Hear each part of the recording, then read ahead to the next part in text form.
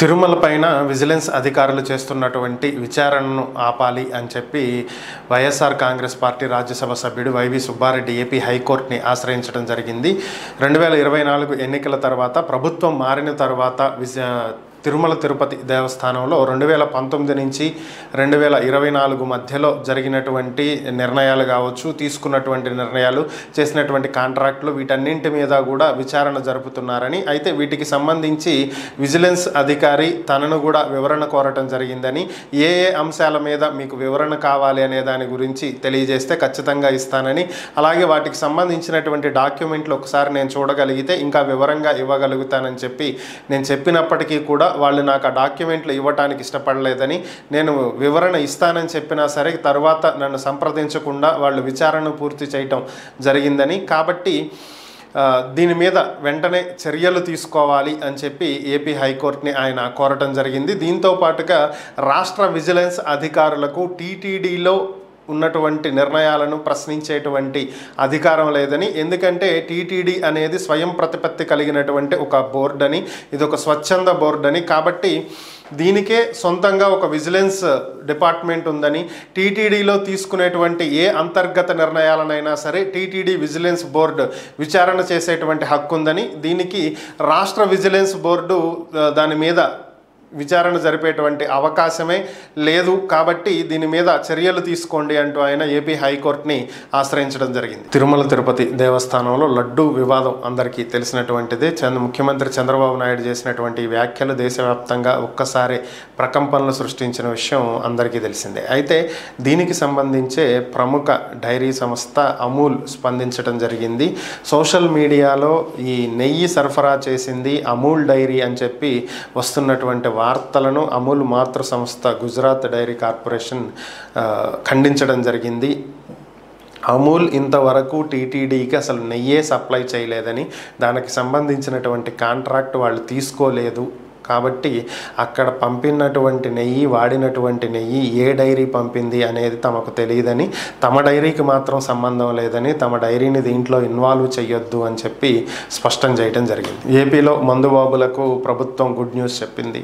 ఎన్నికల హామీల్లో భాగంగా గత ప్రభుత్వం ఉపయోగించినటువంటి లోకల్ బ్రాండ్లను కాకుండా ఎప్పుడూ ఉపయోగించేటువంటి బహుళజాతి సంస్థలకు చెందినటువంటి బ్రాండెడ్ మందునే అందుబాటులో ఉంచే విధంగా, అది కూడా తక్కువ రేట్లకే దొరికే విధంగా ప్రభుత్వం చర్యలు చేపడుతుంది అని చెప్పి ఎన్నికలకు ముందు హామీ ఇచ్చినటువంటి దాంట్లో భాగంగానే ప్రస్తుతం ప్రభుత్వం చర్యలు చేపడుతుంది. దీనికి గాను అబ్కారీ శాఖ ప్రత్యేక కార్యదర్శి ముఖేష్ కుమార్ మీనా ప్రకటనను విడుదల చేయడం జరిగింది. ప్రస్తుతం అన్ని వైన్ షాపుల్లో కూడా బ్రాండెడ్ మద్యం అందుబాటులో ఉంటుందని, Imperial Blue, Royal Stag, Black Dog, vodka, whisky, ఇట్లా ప్రతిదీ కూడా ఏవైతే బ్రాండ్లు ఉన్నాయో అవన్నీ కూడా ఖచ్చితంగా అందుబాటులో ఉన్నాయని, తక్కువ రేట్లకే అందుబాటులో ఉండేలాగా చర్యలు తీసుకుంటున్నామని, త్వరలో మరింత స్టాక్ తెప్పించడానికి ఆర్డర్ కూడా పెట్టామని చెప్పి ఆయన తెలియజేయడం జరిగింది.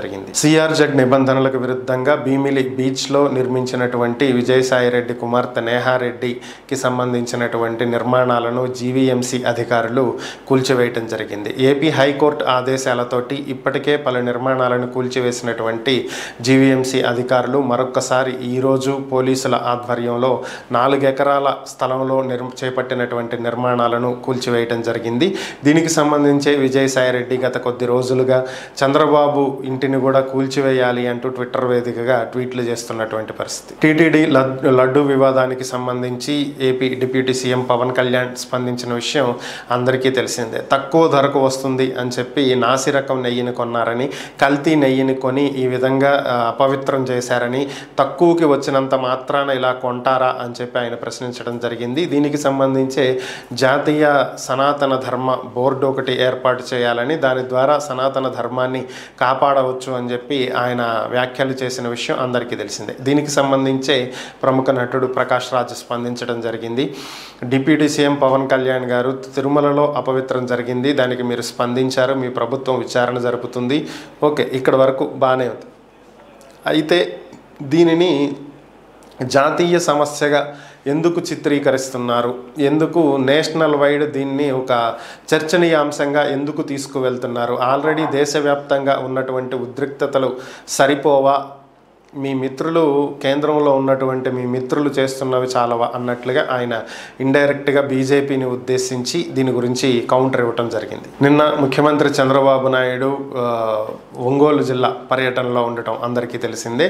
సో ఆయన ఈ 100 రోజుల ప్రభుత్వ పాలనను ఉద్దేశించి మంచి ప్రభుత్వం ఈ కార్యక్రమాన్ని ప్రారంభించడం జరిగింది. ఇప్పటికే ప్రజాప్రతినిధులంతా కూడా ప్రజల్లోకి వెళ్ళి 100 రోజులు ప్రభుత్వం ఏం చేసింది అనేది తెలియజేయాలని చెప్పి ఆయన చెప్పిన విషయం అందరికీ తెలిసిందే. దీంట్లో భాగంగానే మన మంచి ప్రభుత్వం అనేటువంటి కార్యక్రమాన్ని ఒంగోలులో ఆయన ప్రారంభించడం జరిగింది. ఈ సందర్భంగా ఆయన మాట్లాడుతూ అనేక అంశాల గురించి ఆయన చర్చించడం జరిగింది. ప్రభుత్వం తీసుకున్నటువంటి చర్యలు, ఈ 100 రోజుల్లో చేపట్టినటువంటి అంశాలు, వీటన్నిటి గురించి మాట్లాడుతూ మీకు దగ్గరలో ఇసుక లభ్యమయ్యేటువంటి అవకాశం ఉందని, మీరంతా కావాల్సినటువంటి ఇసుకను వెళ్ళి మీకు మీరుగా తోలుకొచ్చుకోవచ్చని, తవ్వుకోండి, కాకపోతే భూగర్భ జలాలకు ఇబ్బంది కలిగేటంత తవ్వద్దు, కానీ మీకు ఎంత కావాలంటే అంత తవ్వుకొచ్చుకోండి, మీరు ఎవరిని అనుమతులు అడగాల్సినటువంటి అవసరం లేదు, మేము ఇచ్చినటువంటి మాట మీద నిలబడి ఉన్నాము అని చెప్పి ఆయన ప్రజలకు పిలుపునివ్వటం జరిగింది. ఒక ఎమ్మెల్యే కాన్వాయ్ మీద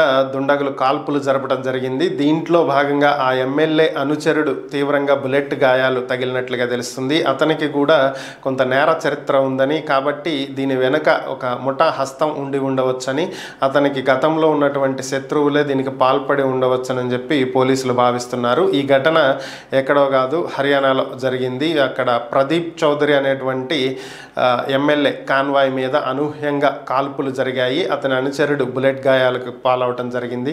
పోలీసులు దీని మీద కేసు నమోదు చేసి విచారణ చేస్తున్నారు. సత్యవేడు టీడీపీ ఎమ్మెల్యే కోనేటి ఆదిమూలం మీద ఇటీవల ఒక మహిళ ఫిర్యాదు చేసిన విషయం అందరికీ తెలిసిందే. హైదరాబాద్ ప్రెస్ క్లబ్లో ఆమె ప్రెస్ మీట్ పెట్టి తన మీద ఆదిమూలం అత్యాచారం చేశాడని, తిరుపతిలోని ఒక హోటల్లో పలుసార్లు అత్యాచారానికి పాల్పడటం జరిగిందని, అలాగే 2 సార్లు ఈ పరిస్థితి జరిగిన తర్వాత తన భర్త ఇచ్చినటువంటి సలహాతోటి పెన్ కెమెరా తీసుకువెళ్ళి అన్ని రికార్డ్ చేయడం జరిగిందని, ఆధారాలను మీ ముందు ఉంచుతున్నానని చెప్పి ఆమె చెప్పిన విషయం అందరికీ తెలిసిందే. అయితే దీనికి సంబంధించి కోనేటి ఆదిమూలం ఏపీ హైకోర్టుని ఆశ్రయించడం జరిగింది. ఇది కేవలం కావాలని చేస్తున్నటువంటి కుట్ర అని, ఇది ఒక హనీ ట్రాప్ అని చెప్పి కోనేటి ఆదిమూలం తరపున న్యాయవాది ఏపీ హైకోర్టులో పిటిషన్ దాఖలు చేశారు. ఈ పిటిషన్ విచారణలో భాగంగా కోర్టుకి హాజరైనటువంటి ఈ కంప్లైంట్ ఇచ్చినటువంటి ఇదే బాధితురాలు ఈ మహిళ ఏపీ హైకోర్టులో ఇచ్చినటువంటి వాంగ్మూలం ఒక సంచలనాన్నే సృష్టించింది.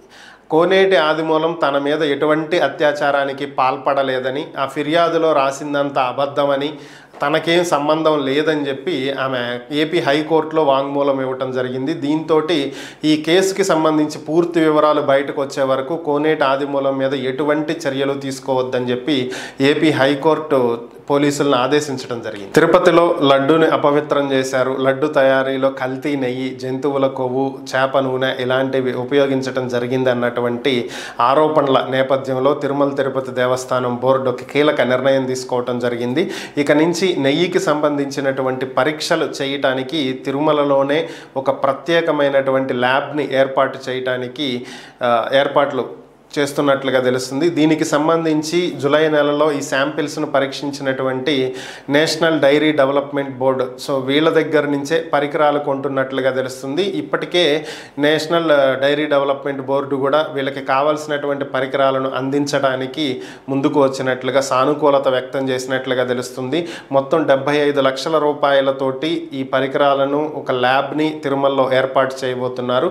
ఇప్పటికే నేతిని పరీక్షించేటువంటి కొన్ని సదుపాయాలు 2015-16 మధ్యలోనే ఒక ల్యాబ్ ఏర్పాటు చేసినప్పటికీ కూడా సరైనటువంటి నిర్వహణ లేనటువంటి కారణంగా ఈ ల్యాబ్ మూలబడిందని, ప్రస్తుతం ఎటువంటి పరీక్షలు ఇక్కడ జరపట్లేదని, ఒక రిటైర్డ్ ఉద్యోగి పరీక్షలు జరుపుతున్నారని చెప్తున్నప్పటికీ కూడా అందులో వాస్తవాలు కానీ సరైనటువంటి నివేదికలు కానీ లేవు అనేది టీటీడీ చెప్తున్నటువంటి అంశం. ప్రముఖ కొరియోగ్రాఫర్ జానీ మాస్టర్కి సంబంధించినటువంటి కేసు అందరికీ తెలిసిందే. తన వద్ద ఉన్నటువంటి అసిస్టెంట్ కొరియోగ్రాఫర్ మీద అత్యాచారానికి పాల్పడ్డారని అనేది ప్రధానంగా ఆయన మీద ఉన్నటువంటి ఆరోపణలు. అయితే ఇదే కేసులో జానీ మాస్టర్ భార్య కూడా ఆ బాధితురాలని హింసించారు, కొట్టారు అని చెప్పి ఆరోపణలు ఎదుర్కొంటున్నారు. అయితే దీనికి సంబంధించే పోలీసులు ఆమె మీద కూడా కేసు నమోదు చేసేటువంటి అవకాశాలు ఉన్నాయి. ఇప్పటికే గోవాలో జానీ మాస్టర్ని అరెస్ట్ చేసి నిన్న పోలీసులు కోర్టులో ప్రవేశపెట్టడం, ఆయనకు రిమాండ్ విధించడం జరిగింది. ప్రస్తుతం ఆయన చెంచల్గూడ జైల్లో ఉన్నారు. పోలీసులు పిటిషన్ దాఖలు చేస్తున్నారు. ఒక 10 రోజుల పాటు పోలీస్ కస్టడీకి జానీ మాస్టర్ని తీసుకోవడానికి కోర్టులో పిటిషన్ దాఖలు చేస్తున్నట్లుగా తెలుస్తుంది. ఇక మరొక పక్క జానీ మాస్టర్ భార్య మీద కూడా కేసు నమోదు చేసి ఆమెను కూడా అరెస్టు చేస్తారనేటువంటి వార్తలు అయితే వినిపిస్తున్నాయి. మరి ఎంతవరకు జరుగుతాయనేది చూడాలి.